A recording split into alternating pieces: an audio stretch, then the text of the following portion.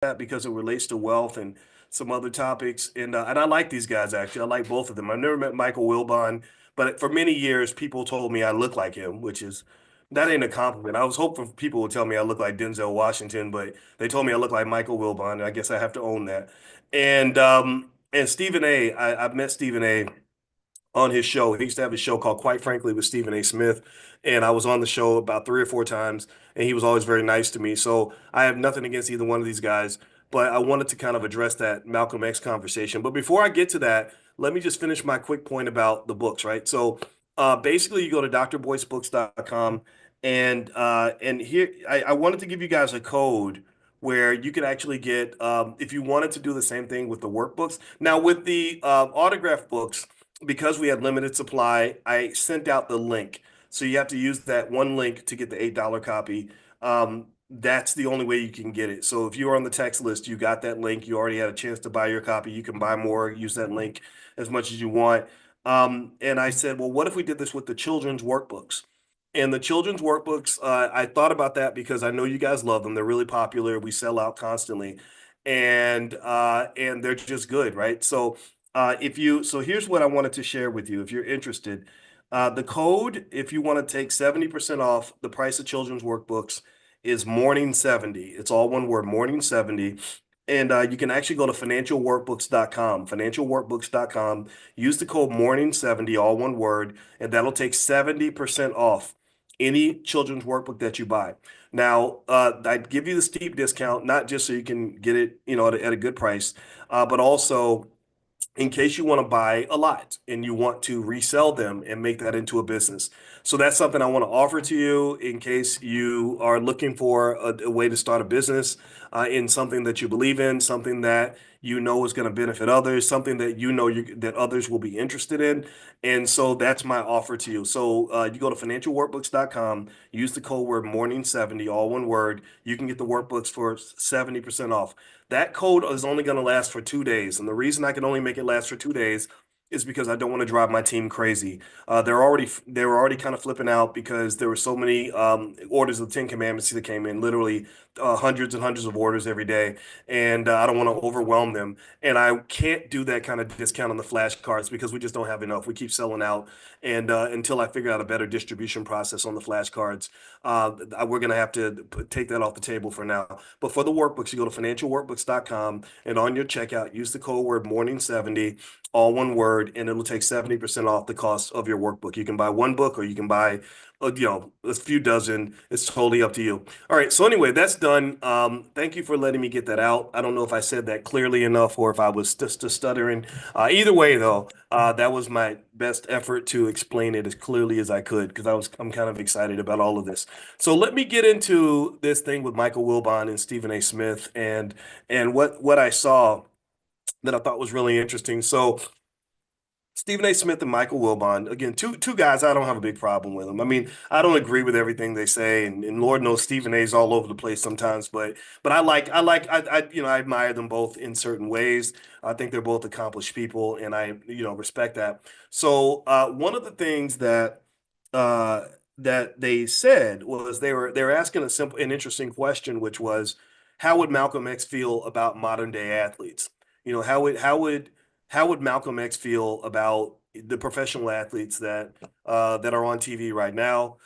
Would he feel that they are representing the Black community properly, or would he feel disappointed?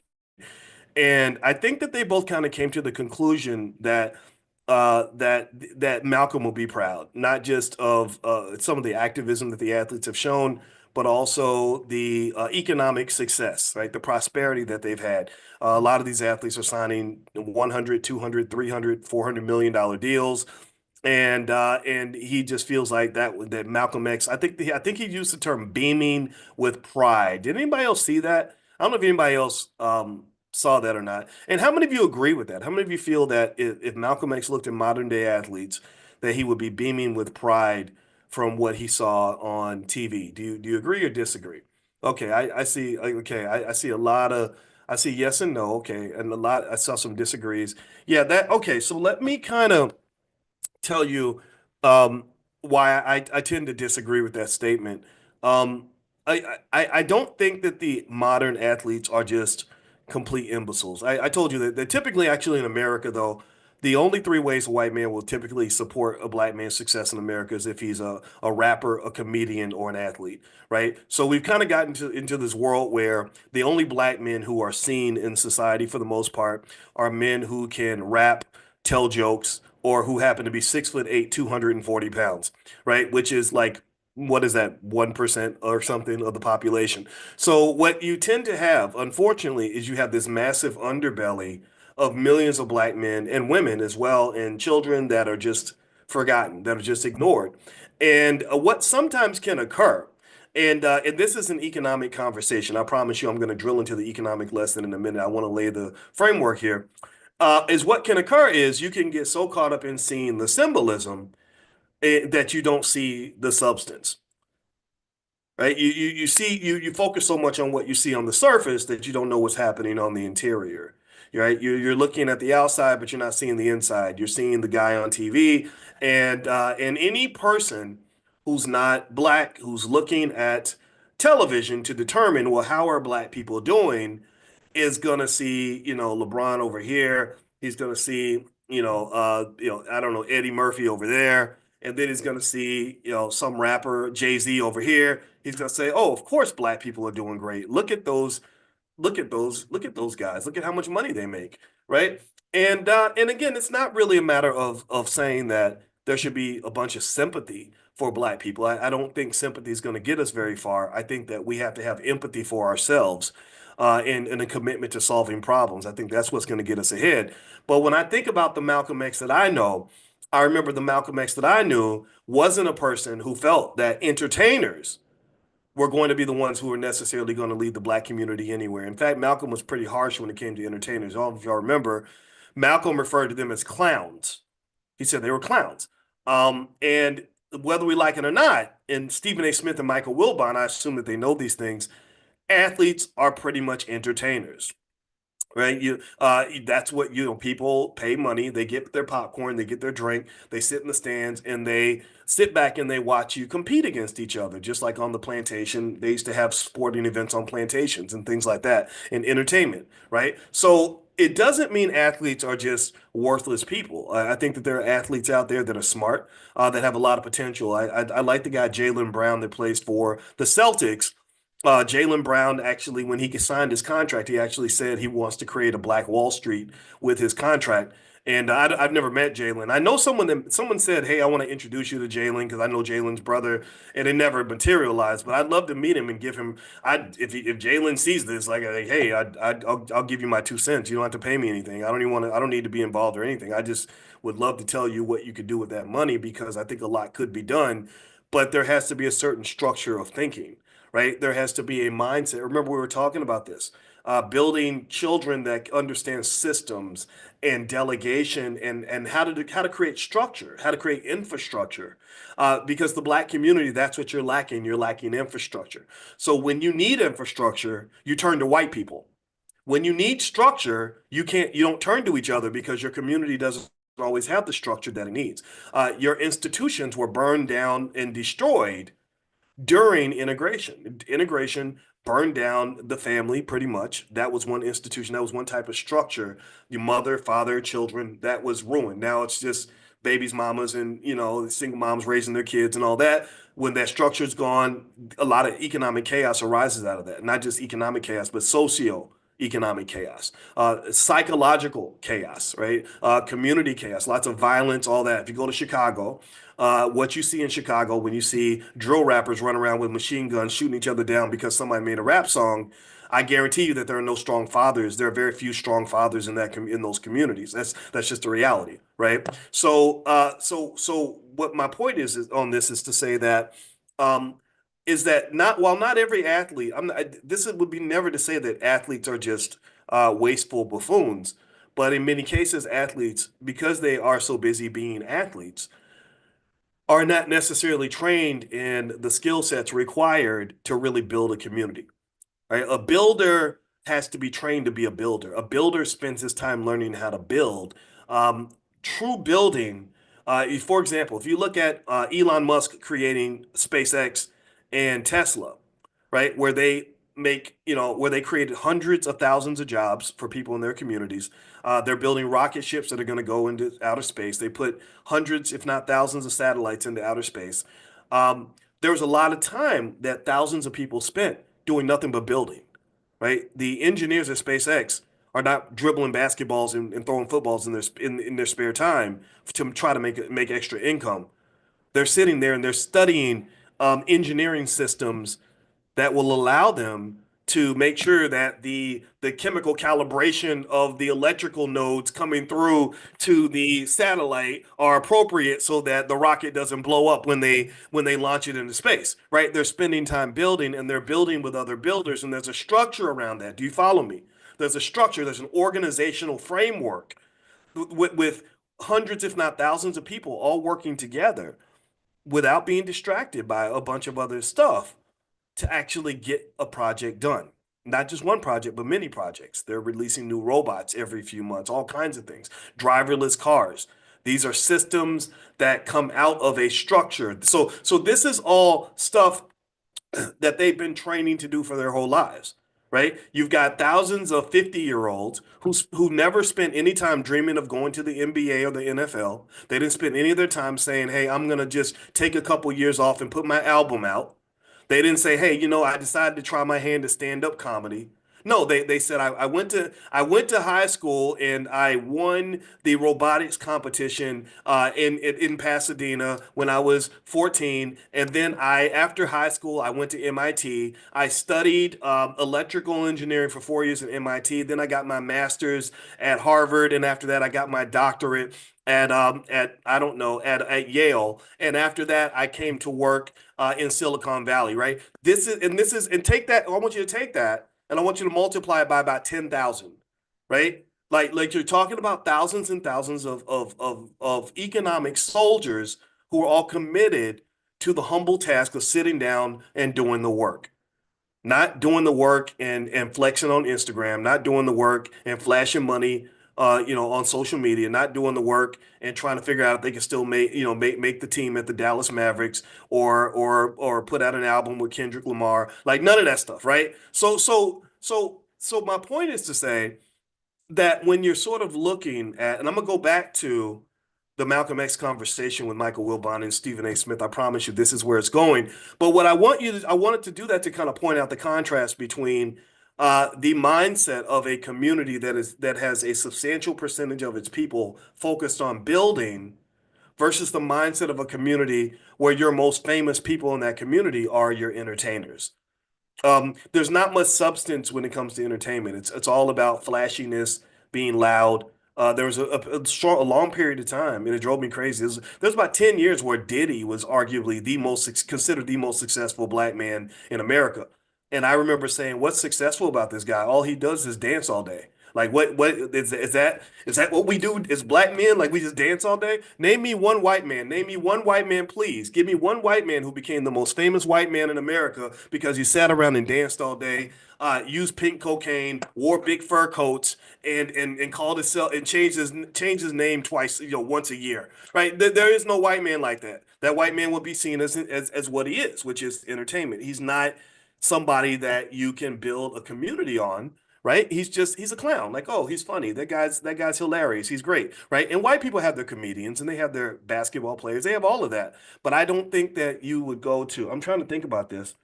I don't think there's any white guy who plays basketball who is considered to be one of the most relevant leaders in the white community. I can't think of one. Maybe there was one that is out there. I just can't think of any. Can y'all give me one white American male? Now those you got some bad European players now. Don't get me wrong, they're good. Jokic and a couple. There's another guy that just went to the Lakers. I forgot his name, but he's really good.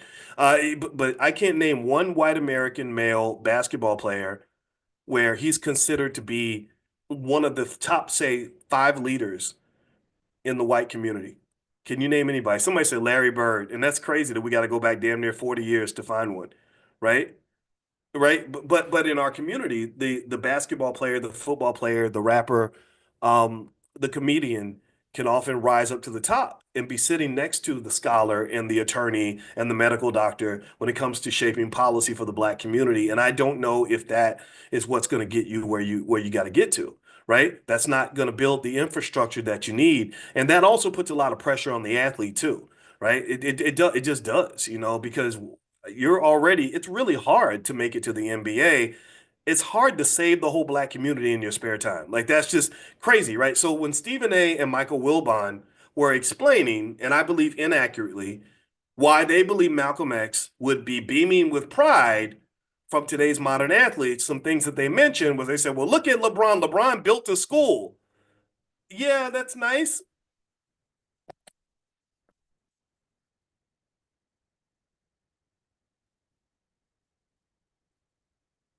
Can the whole Black community go to one school? Are we all gonna just go to the same school? Like, will one school save the Black community? Like, I'm not saying LeBron has to do that, but he built a school. Do you know how many thousands of white people have built schools that you'll never hear about? Because building a school in other communities is not a big deal. Of course, you're building schools. How else are you going to educate your children? White people have probably built millions of schools by now. Millions. There are schools with billion-dollar endowments that you will never even know who founded those schools because it's not like everyone says, "Oh my God, that's so amazing. You built a school. You are one of the greatest people in the country because you built a school." Umar Johnson spent 12 years talking about building a school, and everybody thought this was the second coming of Jesus Christ. One school has never saved a community ever. So if all you can do is to point to why Malcolm will be beaming with pride over today's athlete is to say, well, LeBron built the school. That tells me that you have been cursed by low expectations for your people. You have been cursed by this idea that your people are damn near so disabled, just such a bumbling group of of imbeciles that all you can do is build one school over a 20-year period, and that's considered one of the greatest accomplishments you've ever had. And I think that that is beneath us. I don't think that's who we are. I think we can do better than that because, and I can tell you that we are doing better than that because I know for every one celebrity that builds a school, I know hundreds, if not thousands, of people out there that are really doing significant real work and really working hard to change the lives of the children around them, change the lives of the people around them. So LeBron did his part if that's what it is, right? It's up to him to decide what his part is supposed to be, right? But if that's all you can cite is that he built a school, I don't know if that is a standard that you can use to say, oh yeah, the Black community has really elevated as a result of the success of the Black athlete. And that's what I want to really actually get to. Now, if LeBron builds a school system, then that might be different, right? So if you say, okay, LeBron got together with a group of business partners and they went to Citibank and told them to loan them $1 billion so they could go hire 10,000 teachers so they could then create a school system that covers the entire state of Ohio where they're going to educate 50,000 students per year. That is something that is a bit more commendable, remarkable, and memorable versus building one school, which unfortunately can be collapsed into symbolism. And what I want you to really understand is, and this is where I'm getting to, when you talk about economics and what it really means to make progress economically, you got to know the difference between substance and symbolism or symbolism and systematization. What is a symbol and what is a system? A symbol is I get up with my kids and I say, gosh, I love y'all so much and I want you to know I love you and I'm going to do right. Daddy's going to be here and I'm going to take care of y'all. We're going to go to Disneyland. I'm going to be the father you always wanted. I love y'all. And the kids are like, yay, my daddy's finally back. Blah, blah, blah. That's symbolism. But systematization and substance is when after the parade is over, I am systematically on a daily basis showing up for the next, the next 6,000 days in a row as the father that I promised them that I'm going to be. Do you understand? Symbolism is getting together with a pretty girl and turning on some Marvin Gaye and going into a bedroom and having the best sex of my life and making a baby. That's a flash in the pan moment.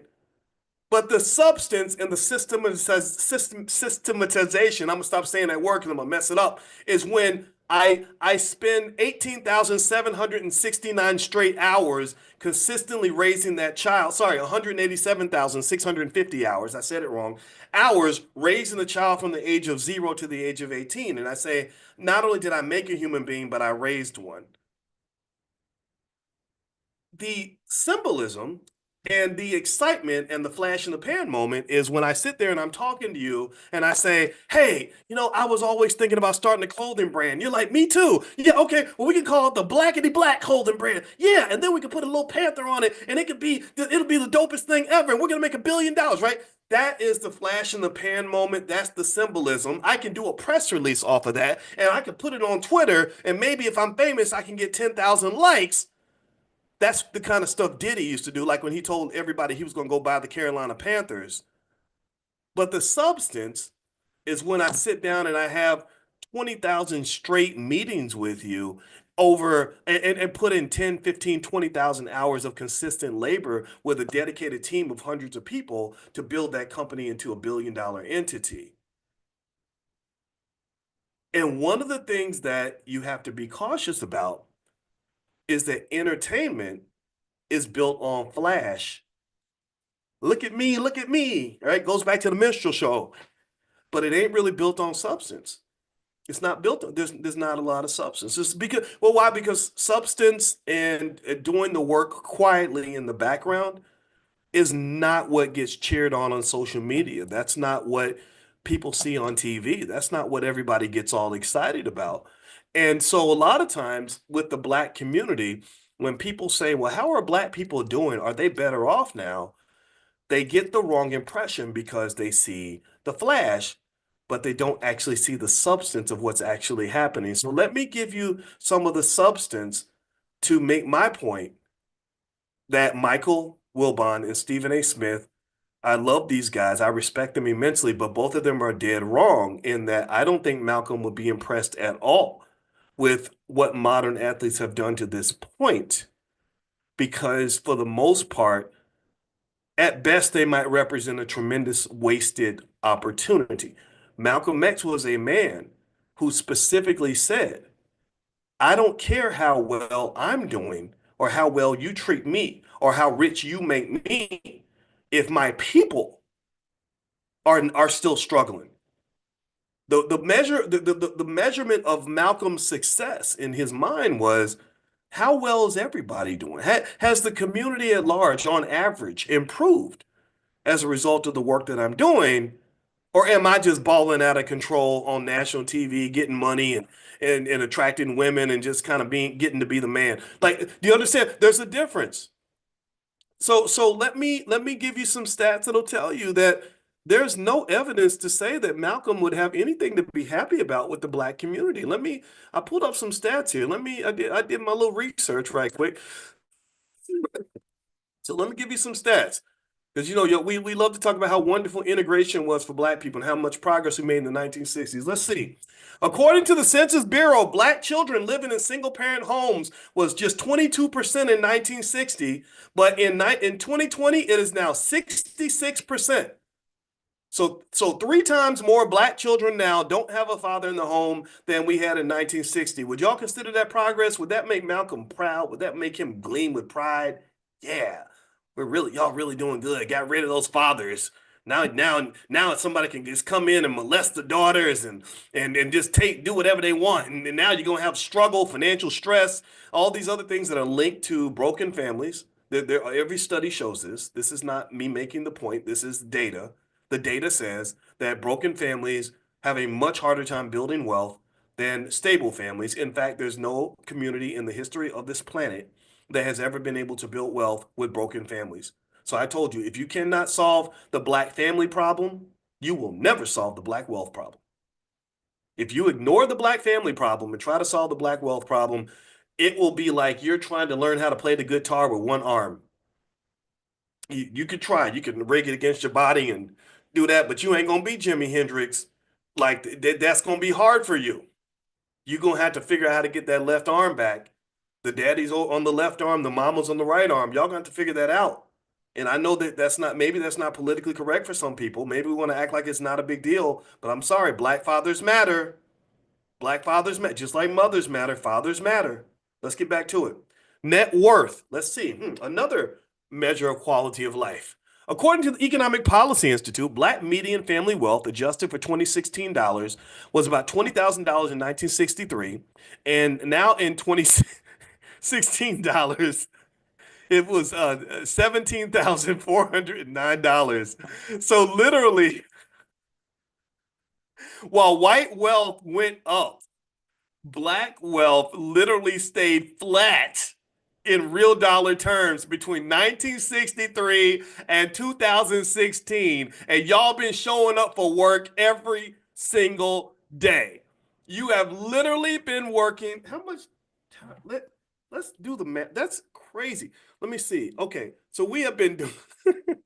We do the math, this math. If you work 40 hours a week and you do that for 50 weeks a year, that's 2,000 hours a year, which is 20,000 hours a decade. So if you work 50 years, you work about 100,000 hours. So 100,000 hours.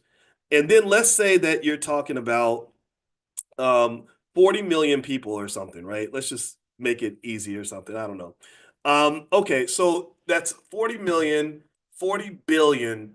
Is that 400 billion? Something like that. So let's say, so you worked, maybe it's not 400 billion. I'm probably doing the math on. Let me do that again. Okay. All right, 100,000 hours, 40 million people. Wow, this number is so big. It doesn't even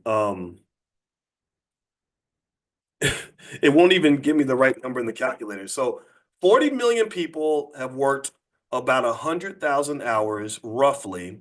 So 40 million, that's 40 billion.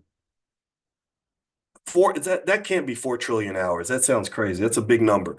But anyway, as a community, we have worked tens of billions of hours of labor, and our wealth has not gone up. Is anybody else concerned about that? Does anybody understand my concern when I tell you that I don't know if Malcolm X would consider that to be a win for the black community? Does anybody else get what I'm saying? Where's the freaking win if he's beaming with pride about what? That you worked yourselves into an early grave only so your children can have less than what you had? Who the hell thinks that that makes any sense? And it's the fact that we don't look at the substance of things and we only look at the flash, we only look at the surface, that's indicative of a lot of things that we do in our culture. Think about how many times a woman will sleep with a man because he looks good on the outside, but y'all know that Negro's rotten on the inside, but you don't care because he got swag and he's 6'5" and the sex is good, and next thing you know, he's beating you up and stealing your money and cheating on and mistreating you, or you date a pretty girl because of what she looks like, but then you find out that this lady's gonna ruin your life. Think about how often we eat food that tastes delicious. You go to grandma's house and the food is greasy and salty and sweet and delicious, and the fried chicken and the hog mogs and the ham hocks, whatever it is that you eating, and the collard greens and the sweet potatoes and all that's just perfectly delicious because they poured a pound of, they had the big, they had the big 10-pound thing of sugar they put in the sweet potatoes to make them taste good, and then next thing you know, you're getting your foot cut off and you're going blind because the diabetes set in and all these other horrible things are happening, but it looked good on the outside, it tastes good, but it wasn't good for you because nobody ever stopped and said, what are you doing? Like, did you think about what you're putting in your body? I think it's the same thing when you talk about black success. I think that we look at things on the outside, we turn on the TV and we say, oh, there's LeBron, there's the Grammys, look at Beyonce, girl. Oh, look at Cardi B. Look at Eddie Murphy, he still looks good at 60 years old. And we think, oh, the black community is doing great. Look at all this black excellence. Look at all this black progress. But when you go back to the data and you look at what's the ingredients in the food, you find out that it's not what you think it is. You find out that that Malcolm, if he was still around, would probably be kind of sad. He'd say, "Wait a minute, you mean y'all don't have 60 years of hard labor that you put in, building white folks' companies and stuff, because that's what y'all do, and your net worth has actually gone down? Maybe we need to deploy our best scientists to dissect the issue instead of pretending like there is no issue." So let me keep going. There's a couple more stats I want to just share with you, and this speaks to my point that I would love to make to Michael and Stephen. I don't know if I'll talk to I saw Stephen a couple of times, but I don't know if I'll ever talk to him again. Um, but also, let's look at another indicator, education. I think education is important. Do you all agree? Um, According to the National Assessment of Educational Progress, Black boys at grade 4 reading at or above proficiency was not systematically measured in the 1960s, but estimates suggest around 15 to 20% proficiency based on historical literacy data. In 2022, it is now 17%. So now in 2022, because these white people have done, or 2020, well, it's 2025, but 2022 is pretty close, because these white people have done such a wonderful job of educating your boys. 17% of your fourth grade black boys are reading at grade level. Now white boys can't read that much better. They're about 40%. So the educational system's kind of failing everyone.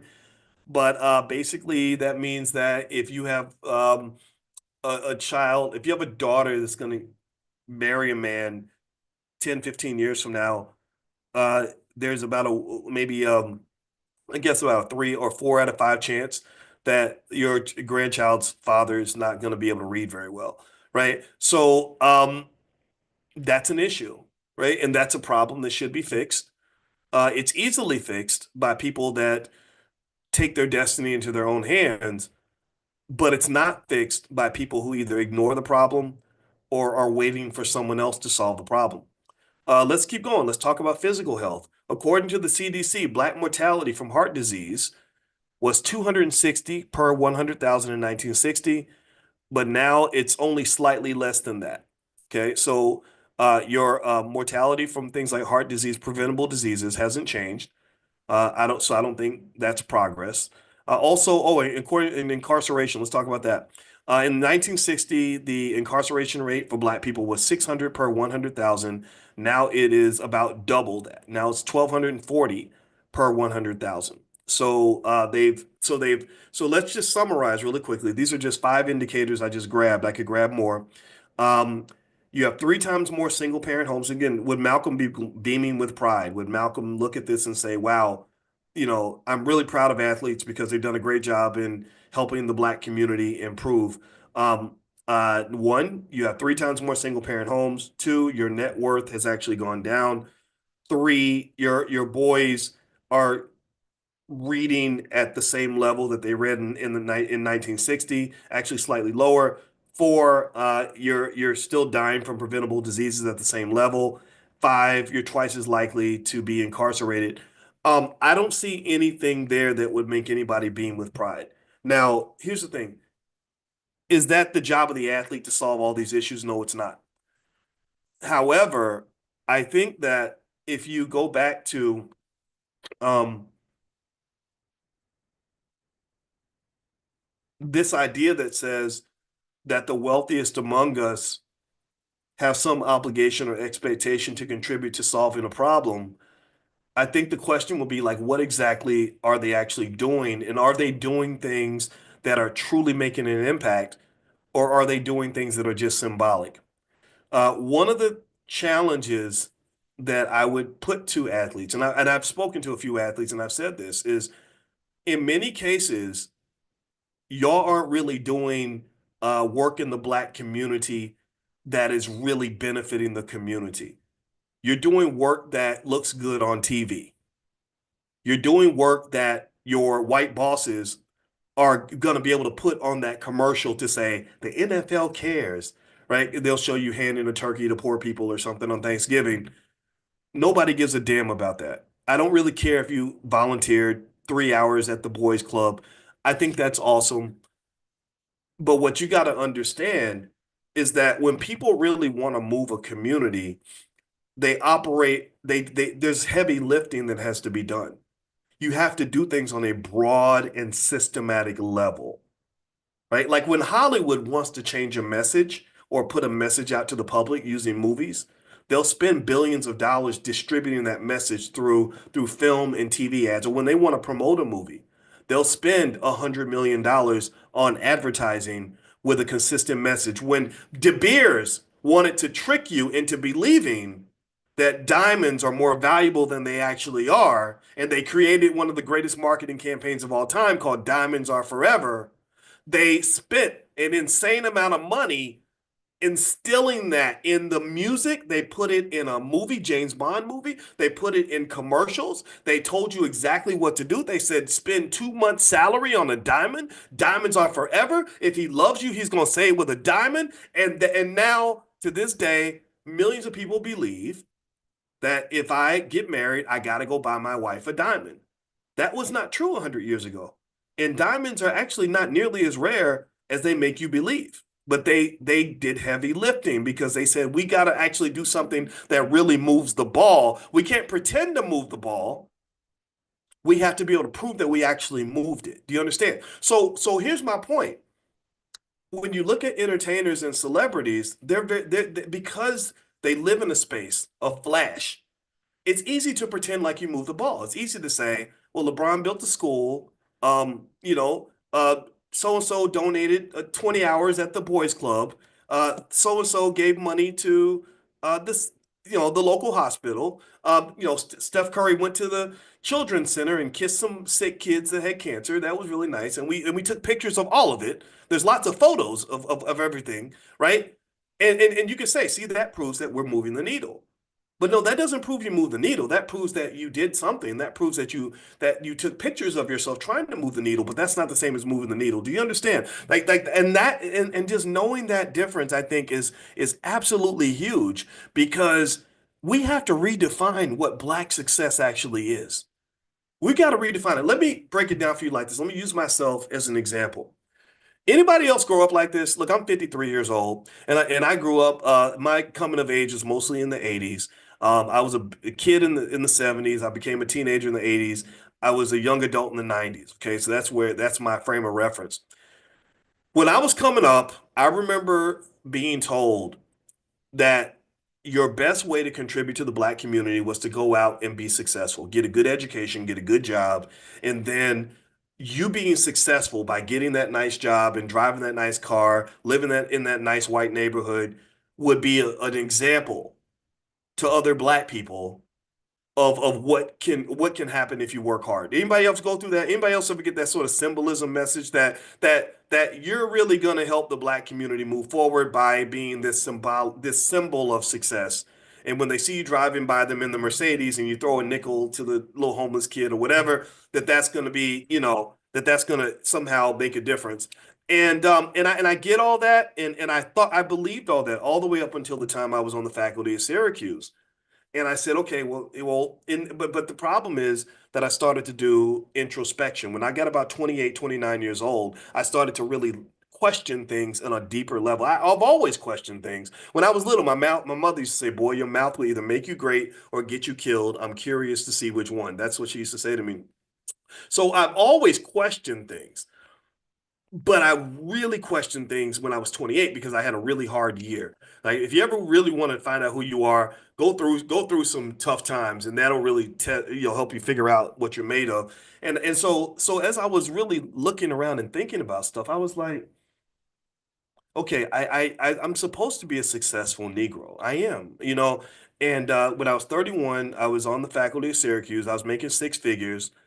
I was, again, no other Black person in the world got that PhD in finance that year. No, not one other person, right? So I was hot stuff, right? So I was like, I'm supposed to be successful, but I don't feel like I am. I don't feel like I've made a difference at all. I don't feel I go to class and I'd have a class full of white, Asian, and Jewish kids all headed to Wall Street or whatever, going to make money. I'd have maybe like one black kid in the class, maybe two. And I said, this does not feel like something that's going to make a difference. Like I'm going to live and die, and nobody's going to really care. Because I eventually began to think, well, I think I'm just another Negro who got a job. That's it. That's I'm just another black person who got a job. So that's when I started thinking about some of the ideas that I share with you all now. These started forming when I was about 30 years old. And I said, you know, if you're really trying to adjust a community, you have to have people that are thinking on a more systematic level, right? Part of the reason the black community is neglected is because the majority of our smartest people spend the bulk of their time investing in white-owned businesses. You invest in them by getting up and going to work every day. And what happens is that you'll give symbolism. You'll symbolically give back to your community. Maybe on Saturdays you'll go, you'll go and you'll volunteer at the boys club, or on Sundays you might do something at church or whatever. But the bulk of your time, I'm talking about the meat and potatoes of your spare time and your energy and your resources are going elsewhere, right? And celebrities I've seen do the same thing.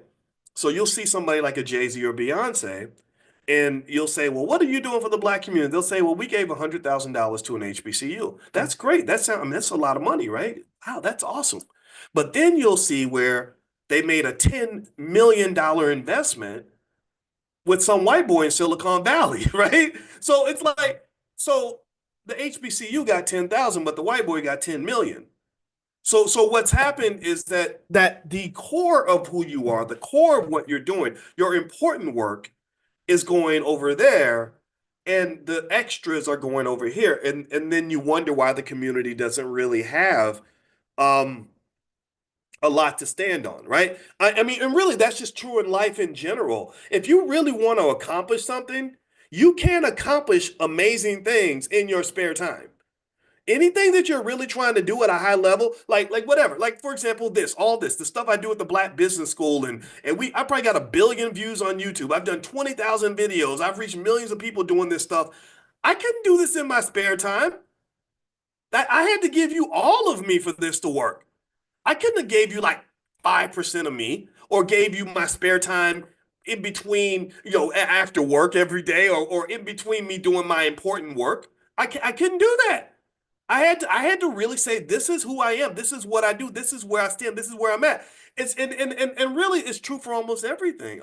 Will Smith explains the reason he got his first divorce was because he gave his family his spare time. So of course his family fell apart because his family was just sort of this thing he threw the scraps to after he finished doing his important work. But he realized the second time he got married, he said, I have to make sure my family is part of the main crux and the core and the foundation and the substance of what I am every day. Like that has to be a priority. So, so to flip it back to what we're talking about, a lot, I'll talk about myself here. Is I said, if I really want to make a difference in the black community, I got to really get in the black community. I got to live there. I have to take the crux and the core of who I am and what I do every day, and I have to inject the drug right into the bloodstream, so to speak. So, like, for example, I said, okay, I know all this stuff about finance. I know more than 99.9% of all Jewish people about finance. So, if I can figure out a way to reach at least a few hundred or a few thousand, maybe a few million black people with some of these ideas, then I can inject that dope right to the bloodstream and really get to the core of the problem, really do something systemically that is really going to change the dynamic of where we are and who we are, and what we're dealing with. Do you understand? Whatever it is that you want to do, you can't make it the side piece. It has to be the main thing. The main thing must be the main thing. And I will go back to Malcolm with the athletes. I think that for a lot of these athletes, I don't think that they've been encouraged to make the main thing the main thing. And when they do try to make the main thing, like Jaylen Brown with the Celtics, you see what happens. Jaylen Brown, to some extent, has been partially blackballed. because they're like, well, wait a minute, you're really actually trying to solve a problem in the black community. You're not pretending to solve the problem. You really actually want to do something? Well, that's not appropriate because we all talk about the problem, and as long as we don't measure our progress and hold our feet to the fire, then the problem never gets solved and no one ever gets blamed for it. Because we just know that just by default, the black community is always supposed to be in last place. They're always supposed to be low on resources. They're always supposed to suffer. They're always supposed to be a day late, a dollar short, uneducated kids can't read, families broken, everybody struggling, little boys getting shot. Most black boys can't even grow to adulthood with a healthy mindset because that's just part of being black. So the most we're gonna do is do symbolic things to sort of pretend like we're trying to solve the problem. And as long as you never actually measure whether we're actually solving the problem, then everything's okay. It almost reminds me of Congress. Everyone hates Congress, right? The approval rating of our Congress is really low. And the reason it's low is because they're not really trying to fix anything. They're not really trying to make any significant changes in the government.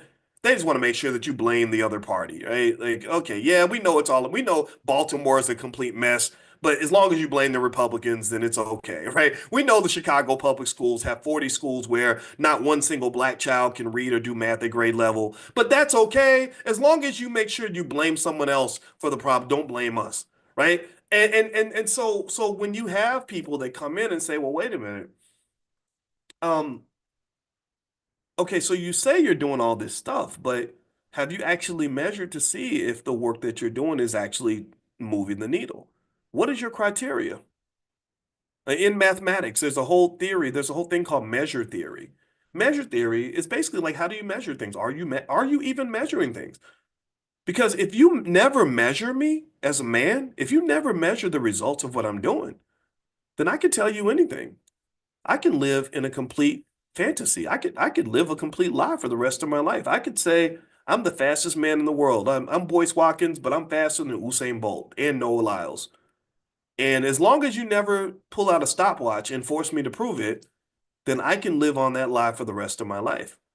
If I'm persuasive enough and people believe me, then I can just, that's I could just live on that.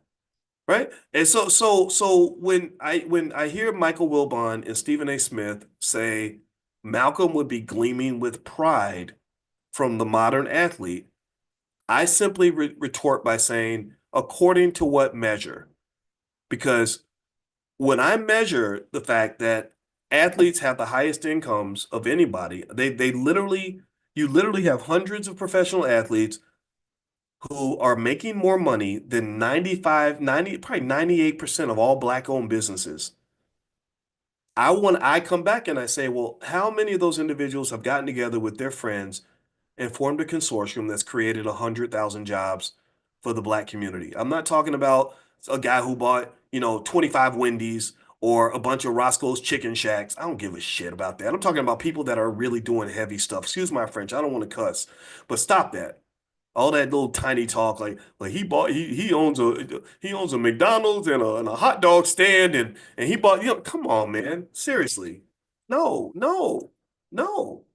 And then the other piece of it too is, um, I really want to see black people benefiting from, I want to be able to go to a community. I want to go to a city.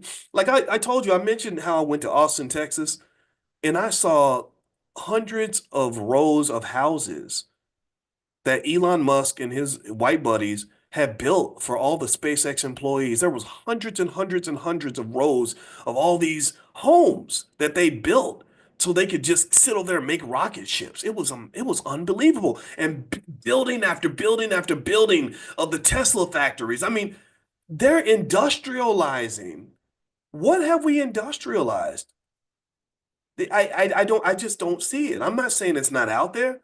I just want to see more of it. Or if you do see a big black owned business, a lot of times you look at the management structure and it's like 60% white people. Has anybody ever noticed that? And I don't want to be mean or anything, but you go to even some of I'm not gonna name any companies because some of these people know me and I'm not trying to be mean. But you look and you're like, okay, let me see you. Let me see your black management team. And you got like, okay, here's Ari, here's Dinesh, here's Tom, right? It's like, where's the black people? Oh, the black person, that's the one at the top, but everybody else is not black. There's no black people that young, that yeah, it's weird to me. It's all very weird, right?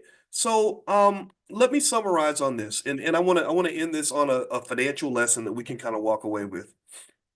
I don't think Malcolm X will be very impressed with modern athletes, largely because they've been given a tremendous amount of wealth, but for whatever reason, they have not been encouraged to have people around them who can give them the courage and the insight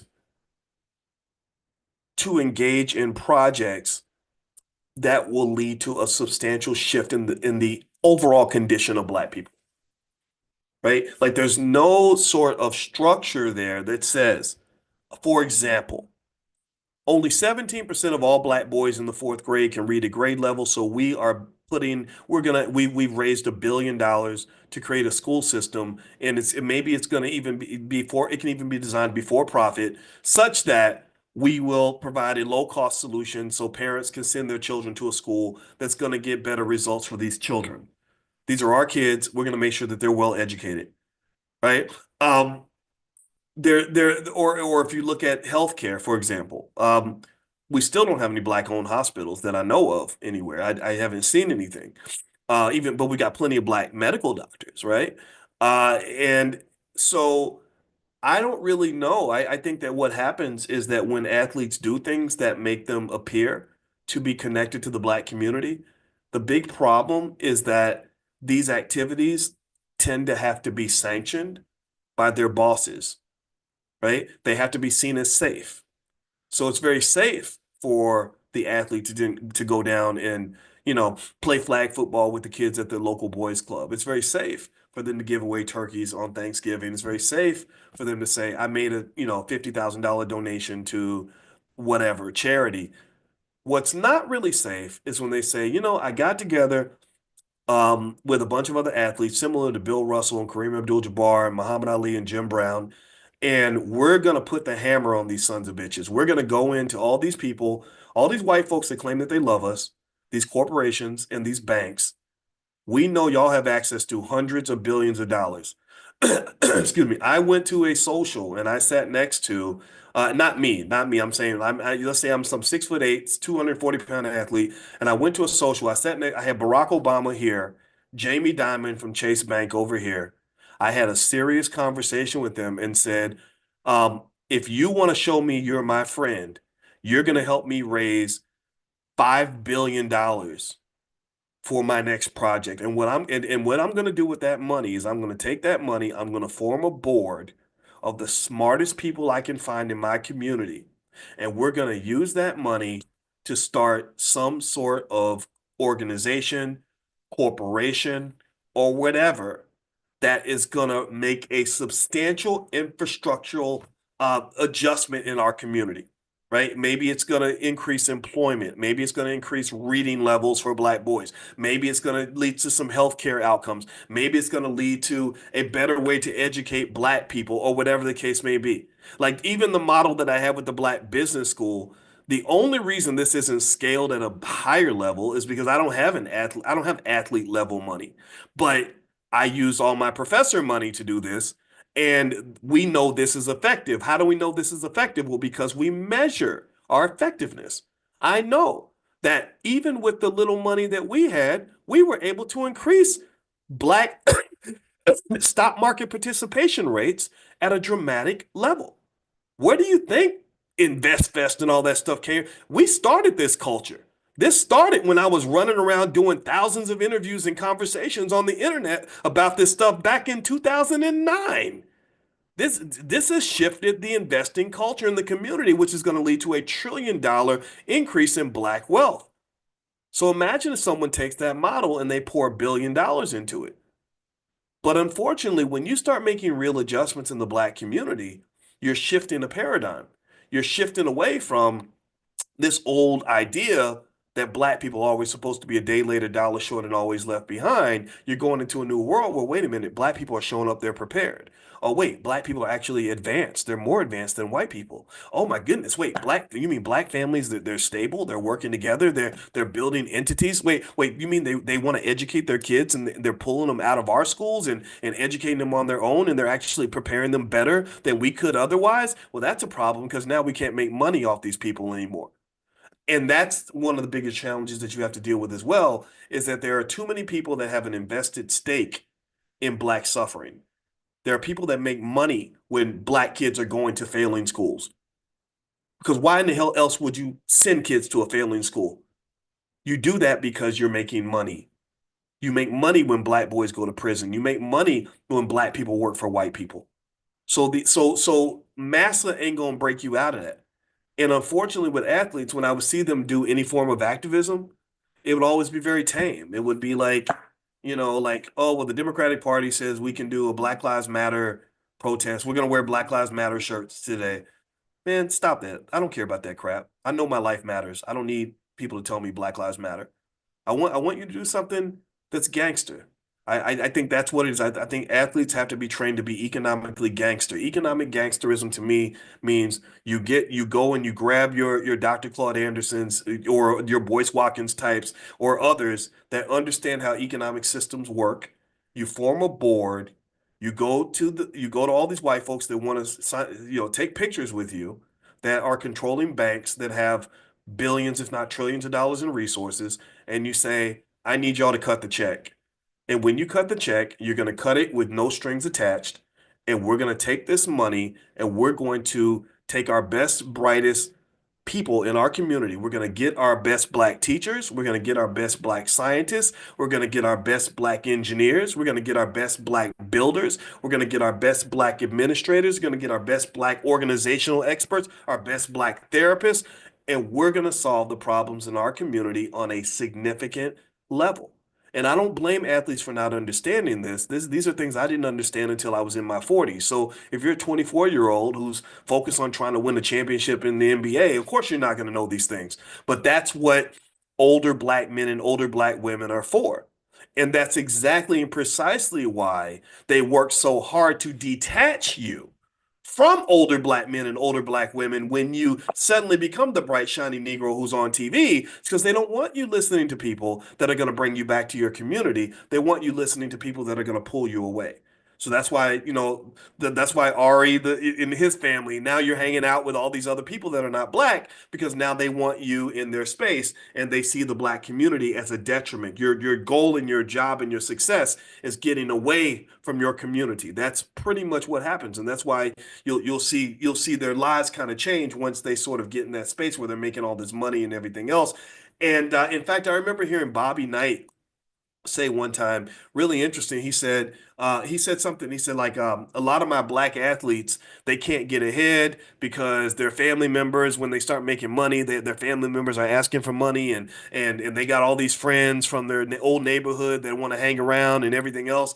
And he almost talked about it like blackness was like a virus that you want to get rid of. That like it's like something that you want to amputate in order to be successful. Like, and once you cut it off, then you can go and be happy and successful and live this wonderful life. And I hope that we've grown beyond that, right? I hope that we understand what that pretty much is. That clearly pretty much is white supremacy.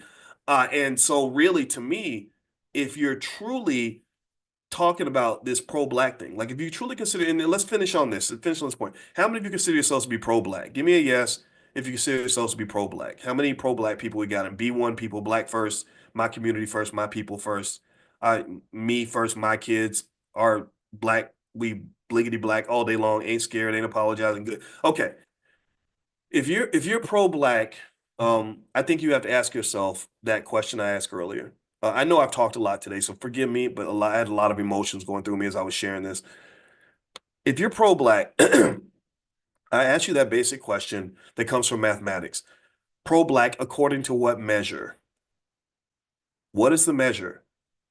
In my opinion, and this is my opinion, okay? You can't just be pro-black by saying you're pro-black. And also, in my opinion, I think there's a difference between being symbolically pro-black versus being actively pro-black. There's a difference between flash and substance. There's a difference between talking loud versus what you're actually doing, right? And I don't know if we talk about this distinction enough, but I think it's important to have this conversation so that we can start measuring ourselves and really measuring the type of pro-black that you're talking about, right? Because a lot of people think you're pro-black if you get an afro, wear a dashiki, and get a t-shirt with something black on it, like whatever, a black fist on it. Like, and all that symbolism is fine and it feels good psychologically, but it doesn't make a difference in terms of outcomes and realities, right? Um, my measure of pro-blackness comes down to sure, yeah, I talk and I'll say things that other people won't say for sure. I'm wearing a Black Panther on my little jacket, right? So I got the symbolism, right? A lot of us carry a lot of that. But then also, what else is pro-black for me?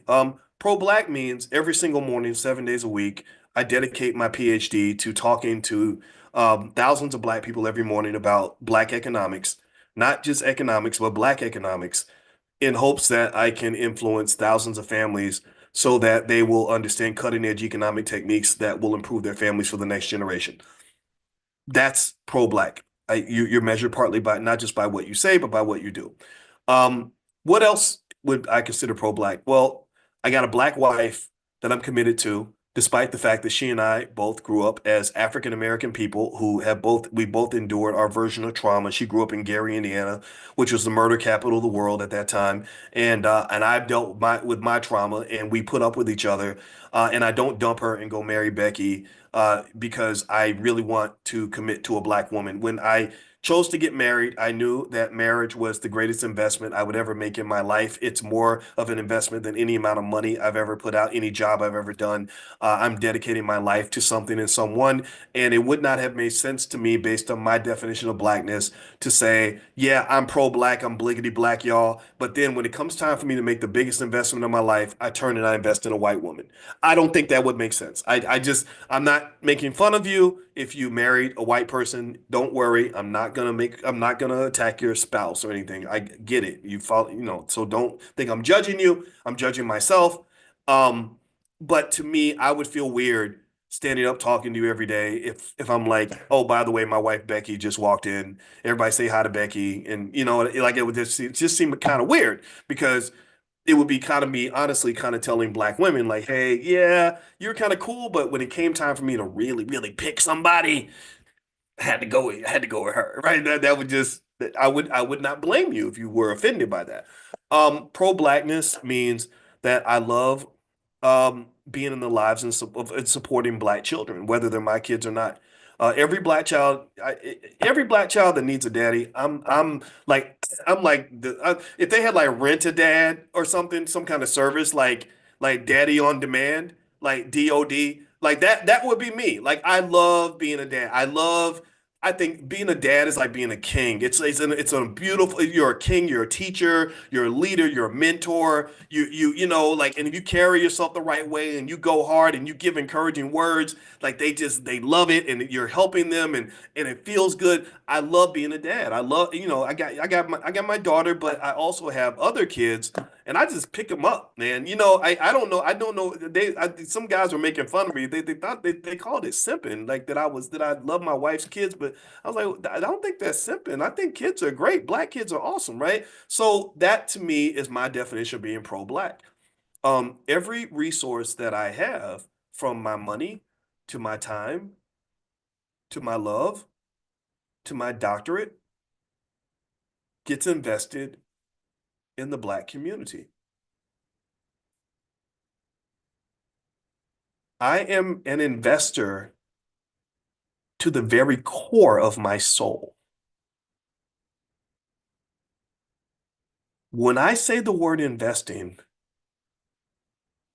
it's a word that is like 12 dimensions deep for me because I've studied it for so long. So when I say investing, I ain't just talking about money. I told y'all this. Most investing is not money. But remember, you're talking to a person who specializes in investing. So for me, the word investing is very deep. And what I concluded beyond any reasonable doubt is that if you want to achieve something, somebody has to make an investment. And you got to figure out what's your ROI, and you have to have a measure. You have to be able to measure. If you want an outcome, someone has to make an investment. You have to measure how much was invested, and you have to measure the return on investment. You can't just talk about it. You got to be about it. So I will just tell you, I think that what I love about Malcolm X, let's end on that. But what I loved about Malcolm is that Malcolm didn't just talk about it. Malcolm, he was about it. When they told Malcolm, well, this might get you killed, Malcolm's like, I don't care. Who cares if I die? Like, so what? He was not afraid of death. And I love that. I'm like, yeah, I get that. I'm not scared to die either. I could die tomorrow. It's okay. I'm cool with that. Right? And he lived in it with both feet. So, and he also understood that if you really care about the community, want the community to advance, you have to be in there, man. You can't just, you have to know the difference between substance and flash. And I think that with athletes, my problem is that you have a bunch of people that are put on TV that are making lots of money, but when I look in the communities from which they came, I don't see where that money has improved the lives of large numbers of people. Sure, absolutely. Your cousins and them are doing great, and that's a good thing. That's a start. But I think that there's a lot more that could be done. I really believe that. But you got to stop being scared, and you got to start looking for the truth, because they're not going to give you the truth, because your incentives are not aligned. They do not benefit. The people that are paying you that money, they don't benefit from you saying, hey, you know what? My priority's with the Black community. They're going to get mad at you for that. And you have to be able to withstand that and break a few rules in order to do what really needs to be done. So, what do you believe in? What do you believe in? And what kind of investor are you? So that's it. Thank you guys for listening. I appreciate your time. Um, Quick housekeeping notes before we go. Number one, to get on the text list for this class, and tomorrow we'll do something different. It's a little more lighthearted. I know y'all didn't expect this whole Malcolm X thing this morning, but I just had to get it off my chest. And no disrespect to Michael Wilbon and Stephen A. Smith. Those guys, I just don't agree with them. I think Malcolm looks at entertainers as clowns, and he still would. I think they could be something other than that if they choose to be. But substance versus flash. That's the idea. So the other thing too, if you want to buy the workbooks and resell them and make money and set it up as a business, feel free to go to financialworkbooks.com. Financialworkbooks.com. We have our workbooks for kids, stuff like that. The discount code is morning 70. Morning 70 will let you buy them at the wholesale price. You can buy one or you can buy 100. It's totally up to you. So morning 70, all one word on checkout, and it'll take 70% off the price. Financialworkbooks.com.